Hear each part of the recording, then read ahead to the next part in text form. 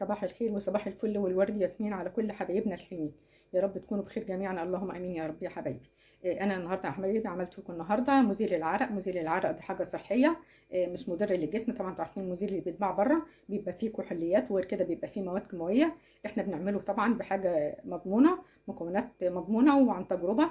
طبعا انتوا عارفين بره المزيل بتاع بره طبعا بيسد المسام وبيعمل التهابات للبشره، غير لا قدر الله ممكن يسبب في امراض. طبعا انتوا عارفين الامراض دي ايه. احنا بنعمله بحاجه مضمونه وعن تجربه، وعايزه اقول لكم ان هو بيقعد بالاكتر من 4 ايام.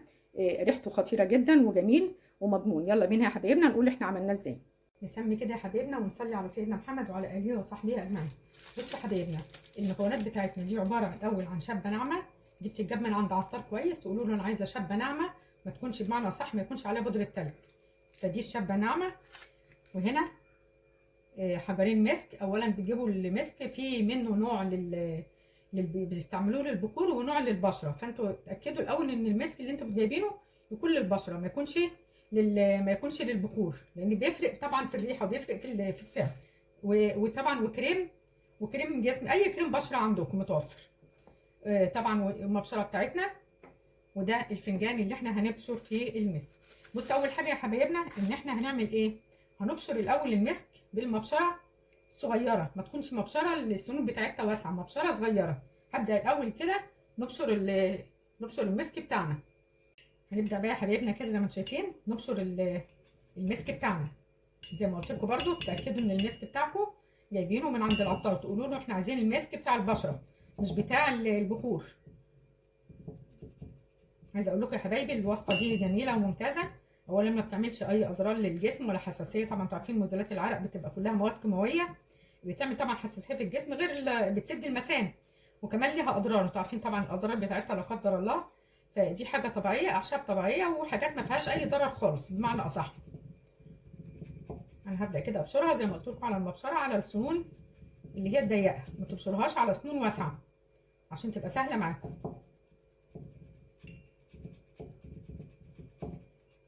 بسم الله الرحمن الرحيم.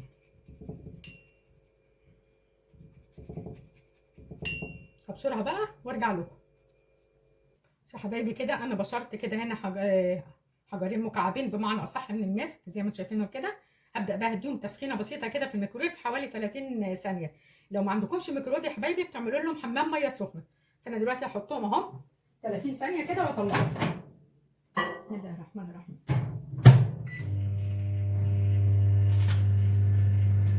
حبايبي انا حطيتهم الاول 30 ثانيه لسه برده، فكملت دقيقه بمعنى اصح اهي زي ما انتم شايفين كده.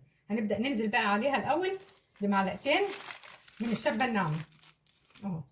ادي كده اول معلقه. احنا مش عايزين نكتر في الشبه لغايه لما نحس ان المعجون بتاعنا او ما صح المعجون بتاع اللي هو العرق ده يكون مظبوط. انا حطيت كده 3 معالق صغيرين، المعلقه بتاعتي دي صغيره، وهبدا اقلبهم مع بعض. بسم الله الرحمن الرحيم.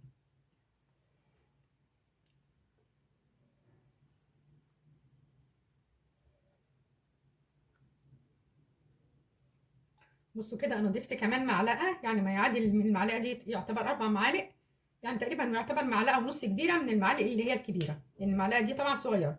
وقلبتهم مع بعض زي ما انتم شايفين كده. هبدا بقى انزل بالكريم. بصوا كده يا حبايبي بقى هبدا انزل انا كده بالكريم زي ما انتم شايفين كده اهو اهو. طبعا احنا مش بننزل بكميه كبيره لغايه لما نحس ان المعجون بتاعنا او بمعنى اصح مزيل العرق بتاعنا بقى كريمي، يعني ما نكترش في الكريم نفسه. انا نزلت كده الاول بحوالي معلقه صغيره، وهقلب ونشوف النتيجه عامله ايه. لانها محتاجه تاني بنحط، مش محتاجه تاني يبقى هنكتفي بالمعلقه الصغيره اللي احنا حطيناها.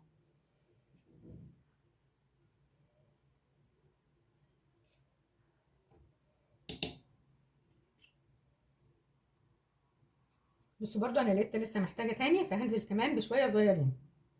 بسم الله الرحمن الرحيم.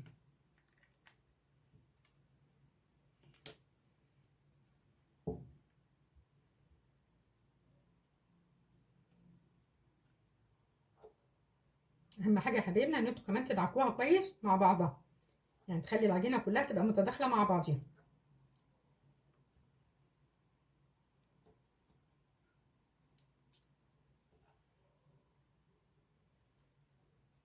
ادي كده يا حبايبنا بعد ما قلبت الكريم مع الشبه مع المسك. كده يعتبر يا حبايبنا ان كل معلقه كبيره من الشبه خدت حجر من المسك طبعا بشرينه، وخدت معلقه صغيره من الكريم زي ما انتم شايفين كده. وزي ما قلت لكم يا حبايبنا احنا بنحط الكريم لغايه لما تحسوا ان المعجون او الكريم بتاعنا اللي هو بتاع مزيل العرق اتحول كده لحاجه ناعمه. انا معايا دلوقتي هنا اهو برطمان فاضي زي ما انتم شايفينه كده اهو يا حبايبنا. هبدا بقى افضي فيه الشبه بتاعتنا مع صح او مزيل العرق بتاعنا اهو زي ما انتم شايفينه كده يا حبايبنا اهو.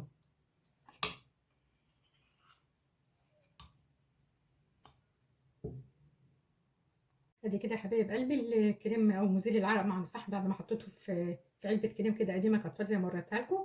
عايزه اقول لكم كمان ريحته والله ريحته خطيره، انتوا هتجربوه وهتشكروني. دلوقتي هنبدا بقى نجربه يا حبايب. بصوا بقى كده يا حبايبنا بتاخدوا كده حته بسيطه كده المزيل بقى اللي احنا عاملينه بتاع العرق وبتحطوه على تحت الابط طبعا زي ما انتم شايفين كده. بصوا ناعم وجميل اهو. عايزه اقول لكم يا حبايبنا بيقعد بالثلاث ايام مفيش ريحه عرق خالص. شايفينه يا حبايبنا اهو اهو. ادي الكريم بتاعنا وزي ما شايفينه اهو زي الفل اهو.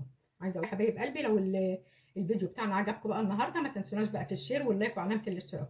اترككم في رعايه الله والسلام عليكم ورحمه الله وبركاته.